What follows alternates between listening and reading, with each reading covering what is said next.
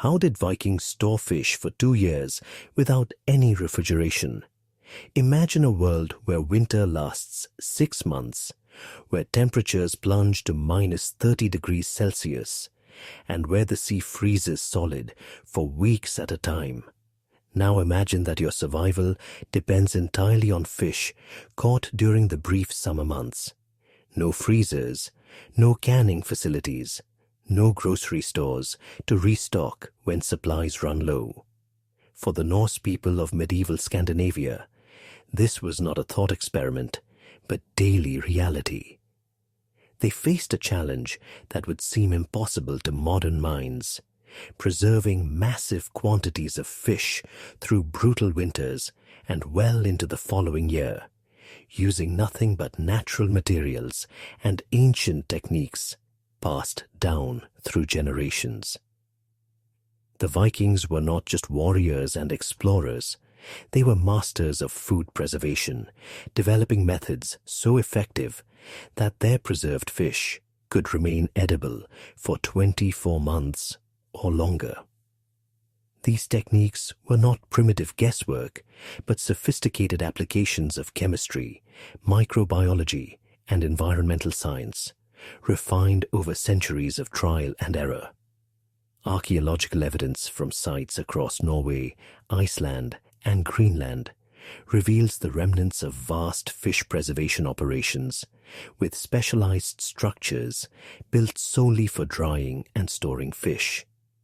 Historical records indicate that stockfish, as the Vikings called their preserved god, became one of Scandinavia's most valuable trade commodities, exported across medieval Europe precisely because it could survive long sea voyages without spoiling.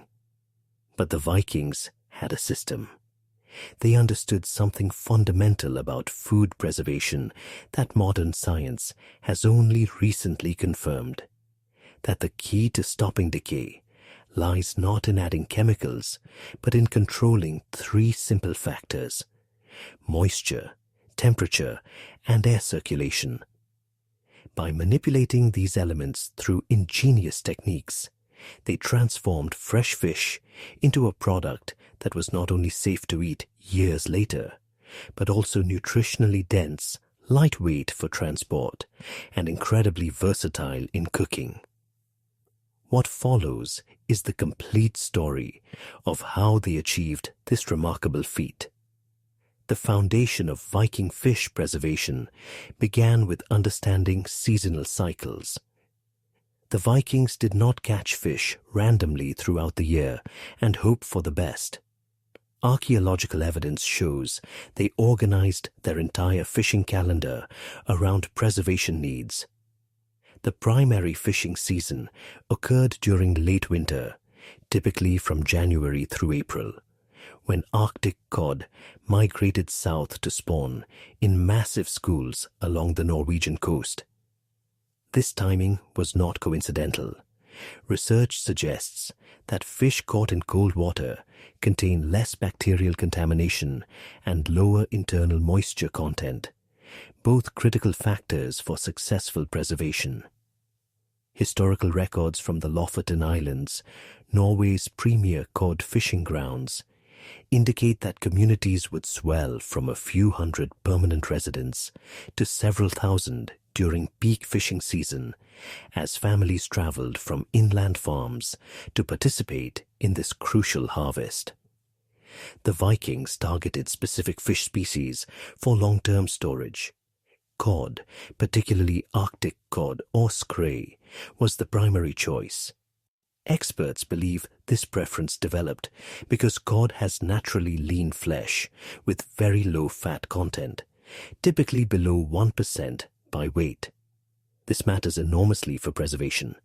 Fat in fish flesh turns rancid quickly when exposed to air, creating foul odors and potentially toxic compounds. Cod's lean meat, conversely, dries uniformly and remains stable for years. Haddock and ling were also preserved using similar methods, while fattier fish, like herring, required different preservation techniques, primarily salting and fermentation rather than air drying. Once caught, the fish underwent immediate processing. Speed was essential. Based on findings from reconstructed Viking fish processing sites, workers would gut and behead the cod within hours of landing the catch. The head was removed because it contains oils and organs that spoil rapidly. The gutting process eliminated the internal organs, which are the first part of any fish to decompose due to the digestive enzymes and bacteria they contain. Archaeological remains show that Viking fish processing areas were always located near the shoreline, minimizing the time between catch and preparation. The removed heads and guts were not wasted. Historical evidence indicates they were used for fish oil production, animal feed, or even fertilizer for fields. The core preservation method was air drying, which the Vikings elevated to an art form. This technique, which produced what medieval traders called stockfish or turfisk in Norse, relied on specific environmental conditions found primarily in Arctic Norway. The fish were paired and tied together by their tails using twisted plant fiber or thin leather strips, then hung over horizontal wooden poles arranged in massive outdoor racks called hjell. These drying racks, some of which survive in Norway to this day, could stretch for hundreds of meters along coastal hillsides. The paired fish hung like inverted letters, phi, allowing maximum air circulation around all surfaces. The magic occurred through a precise combination of temperature, humidity, and wind. Archaeological and historical records suggest the ideal conditions existed when daytime temperatures hovered around 0 to 5 degrees Celsius, cold enough to prevent bacterial growth, but warm enough to permit slow moisture evaporation. The relative humidity needed to remain between 50 and 70%. Too dry, and the exterior would form a hard shell, while the interior remained moist and vulnerable to decay. Too humid, and the drying process would stall, allowing bacteria and mold to establish. The constant Arctic wind provided crucial air circulation, carrying moisture away from the fish surface and preventing stagnant air pockets where decomposition could begin. This drying process transformed the fish at a molecular level. Fresh cod is approximately 80% water by weight. Over the course of 3 to 4 months of hanging, that moisture content drops to around 15%. This dramatic dehydration creates an environment where bacteria cannot survive. Microorganisms require water to metabolize nutrients and reproduce. By reducing available water below critical thresholds, the Vikings essentially created a biological desert inside the fish flesh. Modern food science confirms this principle.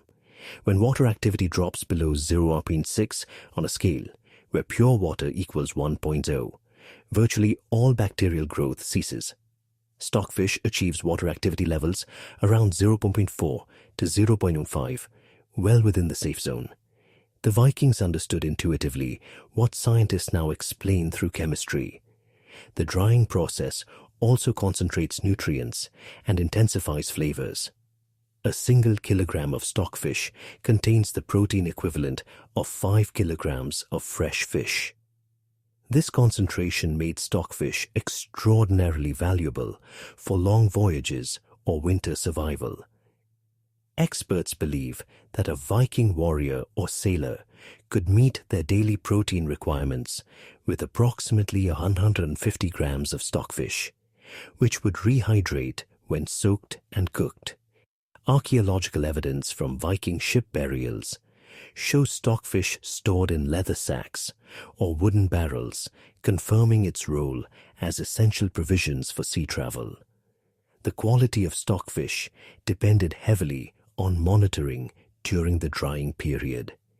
Historical sources suggest that experienced workers would inspect the hanging fish regularly, checking for signs of improper drying. Fish that dried too quickly on the surface would be repositioned to different rack locations with different wind exposure. Those showing any signs of spoilage, usually detected by color changes or soft spots, would be removed immediately to prevent contamination of nearby fish. The entire community participated in this process, as the survival of the settlement through the following year depended on producing high-quality preserved fish. After the initial drying phase, which typically lasted 3 to 4 months, the stockfish had transformed into boards of hardened fish flesh, hence the name stockfish, derived from the Germanic word stock, meaning stick or staff. At this stage, the fish was hard as wood and could literally be used as a building material. Archaeological finds from medieval trade centers show stockfish stacked like lumber in warehouse storage. This extreme dryness was precisely what made 2-year storage possible. As long as the stockfish remained dry and protected from moisture, it could last indefinitely.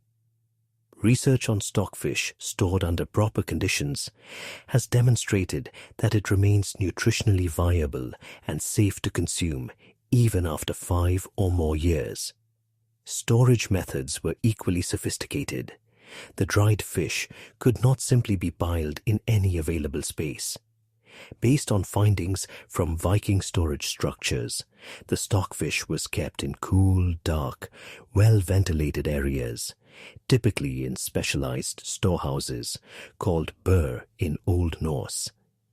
These buildings featured raised floors to prevent ground moisture from reaching the fish, and slatted walls that permitted continuous air circulation while keeping out rain and snow. The fish was never stored directly on the ground or in sealed containers, as any trapped moisture would cause mold growth. Archaeological evidence shows some Viking-age storehouses had roofs designed to be partially open, allowing rising warm air to escape and carry away any accumulated humidity. The stockfish's durability made it ideal for trade. Historical records indicate that by the medieval period, dried cod from Norway had become one of Northern Europe's most important commodities. Ships could carry tons of stockfish across the Atlantic to Iceland and Greenland, or south to England, France, and the Mediterranean, with minimal risk of spoilage. This trade helped establish economic networks that connected Scandinavia to the wider European world. Experts believe the Catholic Church's requirement for fish consumption on Fridays and during Lent created enormous demand for preserved fish, and stockfish from Norway dominated this market precisely because of its exceptional shelf life and reliability. Before consumption, stockfish required rehydration. The Vikings would soak the dried fish in fresh water for 1 to 3 days, changing the water multiple times. This process reversed the dehydration, with the fish flesh absorbing water and becoming soft and pliable again. Research suggests that properly rehydrated stockfish regains approximately 75% of its original texture. It could then be boiled, baked, or stewed with vegetables, butter, and herbs. Archaeological evidence from Viking cooking sites shows that stockfish was often pounded with wooden mallets before soaking to break down the fibers and speed rehydration. This technique, still practiced in some Nordic communities today, helps the dried flesh absorb water more efficiently. While air drying was the primary preservation method for lean fish like cod, the Vikings employed additional techniques for other situations. When perfect drying conditions were not available, or for shorter-term storage, they used salting. Salt, though expensive and difficult to obtain in Scandinavia, could be acquired through trade with southern Europe, or produced through laborious evaporation of seawater. Salted fish, known as klippfisk, when dried after salting, could also last for years. The salt draws moisture from the fish flesh through osmosis, creating high salinity levels that prevent bacterial growth. Archaeological evidence shows that wealthier Viking communities maintained supplies of salt, specifically for fish preservation. Fermentation represented another preservation strategy, particularly for fish species unsuitable for air drying. Based on historical accounts and archaeological findings, the Vikings produced fermented fish products similar to modern surströmming or rakefisk. This process involved packing fish with salt in wooden barrels and allowing controlled bacterial fermentation to occur. The fermentation produces lactic acid, which lowers pH levels and prevents pathogenic bacteria from multiplying. While fermented fish develop strong odors that many modern people find off-putting, it provided crucial nutrition and remained edible for extended periods. Experts believe fermented fish was particularly important for inland communities that lacked access to ideal coastal drying conditions. The Vikings also understood the importance of timing their consumption. Historical evidence suggests they followed seasonal patterns in using their preserved fish. The freshest stockfish, dried the previous winter, would be consumed first during the following autumn and winter. Older stockfish from 2 or more years prior was kept as emergency reserve food in case new fishing seasons failed or other disasters struck. This systematic approach to food security demonstrates sophisticated planning and risk management. Research into Viking settlement patterns shows that successful communities maintained stockfish reserves equivalent to 1 or 2 years of consumption, providing a crucial buffer against harvest failures. Smoking occasionally supplemented drying as a preservation method, though it appears to have been less common for long-term storage. Archaeological evidence from Viking sites shows smokehouses, small buildings where fish could be hung over smoldering wood fires. The smoke deposited compounds on the fish surface that had antibacterial properties, while the heat accelerated drying. However, experts believe smoked fish was primarily intended for consumption within several months rather than multi-year storage, as the oils in the smoke could eventually turn rancid. Smoking was likely used for fish species with higher fat content that couldn't be successfully air-dried using the stockfish method. The knowledge required to produce and store fish successfully was passed down through generations as essential survival wisdom. Historical sources indicate that young people in Viking communities learned fish preservation techniques from childhood, participating in every stage of the process. This knowledge transmission was critical because mistakes in preservation could mean starvation.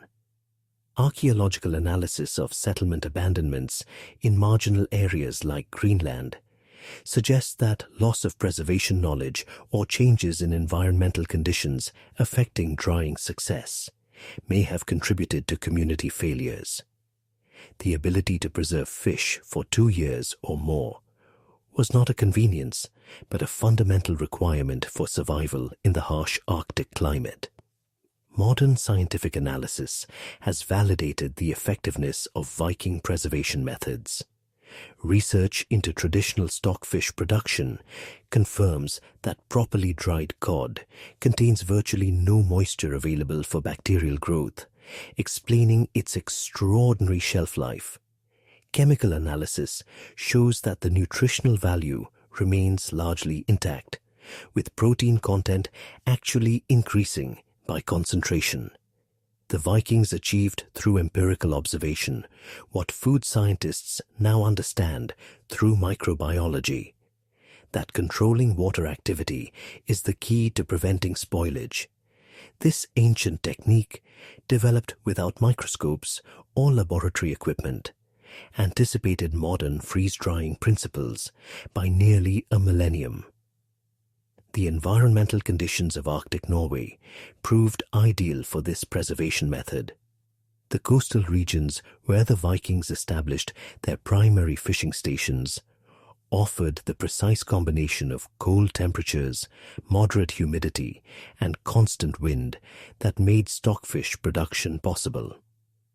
Experts believe these environmental advantages helped determine settlement patterns, with communities clustering in areas where fish could be dried successfully. Archaeological evidence shows that some Viking-age settlements in less favorable drying conditions had higher rates of fishbone waste, suggesting they consumed fish fresh rather than attempting preservation that might fail. The scale of Viking fish preservation operations was massive. Historical records from the Lofoten Islands indicate that during peak medieval periods, tens of thousands of people participated in the annual cod fishery, producing millions of dried fish annually. This industrial-scale production required sophisticated organization with specialized roles for fishermen, processors, rack builders, quality inspectors, and traders. Archaeological evidence shows purpose-built seasonal camps with dozens of drying racks, processing tables, and storage buildings, indicating that fish preservation was a major economic activity, supporting entire regional economies. So when we ask ourselves how Vikings stored fish for 2 years without any refrigeration, the answer lies in their profound understanding of natural preservation principles. They recognized that removing moisture and maintaining proper environmental conditions could prevent spoilage indefinitely. Through careful timing of catches, immediate and skilled processing, use of perfect drying locations, patient monitoring during the curing period, and intelligent storage practices, they transformed a highly perishable protein source into a stable commodity that could outlast multiple winters. This achievement was not luck or simple tradition, but the application of empirical knowledge gained through centuries of observation and refinement. The legacy of Viking fish preservation extends far beyond historical interest. Norwegian stockfish production continues today, using essentially the same methods developed over 1,000 years ago. Modern producers still hang cod on outdoor racks in the Lofoten Islands, relying on winter wind and temperature to create the same dried product that sustained Viking communities. This continuity demonstrates the fundamental soundness of the technique. Research into traditional preservation methods has influenced modern food science, with freeze-drying and controlled atmosphere storage representing technological descendants of principles the Vikings understood intuitively. Their success teaches us that food preservation does not necessarily require complex technology or artificial additives. The Vikings proved that understanding natural processes and working with environmental conditions rather than against them can achieve remarkable results. In an era increasingly concerned with food sustainability and reducing dependence on energy-intensive preservation methods, the Viking approach offers valuable lessons. Their 2-year fish storage capability, achieved through observation, patience, and respect for natural cycles, stands as testament to human ingenuity in the face of environmental challenges. The story of Viking fish preservation ultimately reveals a sophisticated civilization that survived and thrived in one of Earth's harshest environments through careful planning, accumulated knowledge, and masterful manipulation of natural processes. They solved the refrigeration problem, not by inventing machines, but by deeply understanding the biology of decay and the physics of moisture control. Their stockfish, hard as wooden boards, yet fully capable of providing complete nutrition when rehydrated, represents one of history's most successful preservation technologies. The economic implications of this preservation capability extended throughout medieval Scandinavia and beyond. Research into Viking trade routes shows that stockfish became a form of currency in some regions, with debts paid and bride prices settled in quantities of dried cod. Historical records from Bergen, Norway, one of medieval Europe's most important trading centers, indicate that stockfish dominated export cargo throughout the 13th and 14th centuries. The Hanseatic League, that powerful association of merchant guilds, built much of its early wealth on Norwegian stockfish trade.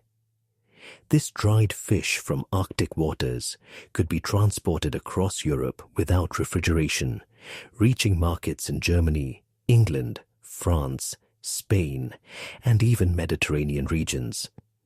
The preservation technique that began as a survival necessity evolved into the foundation of international commerce.